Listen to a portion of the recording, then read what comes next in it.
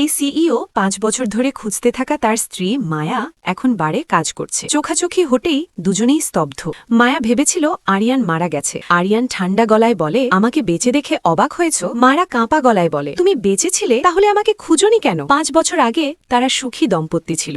মায়া তখন গর্ভবতী। হঠাৎ বাবার ব্যবসা দেউলিয়া হয়ে যায়। বাবা আত্মহত্যা করেন। মায়া তড়িঘড়ি করে বাড়ি যায়। যাওয়ার আগে আরিয়ানকে জানাতে চেয়েও পায়নি। এই সুযোগে এক চতুর নারী আরিয়ানকে একটি ডিভোর্স পেপার দেয়। বলে মায়া তাকে ছেড়ে গেছে, এমনকি বাচ্চাও নষ্ট করেছে। আরিয়ান বিশ্বাস না করে বের হতেই দুর্ঘটনায় পড়ে। অন্যদিকে মায়া খবর পায় আরিয়ান মারা গেছে। শোকে অজ্ঞান হয়ে যায়। 5 বছর পর মায়া একাই ছেলে আয়ানকে বড় করছে। ছেলেটি অসুস্থ। অপারেশনের টাকার জন্য মায়া রাতে কাজ করে।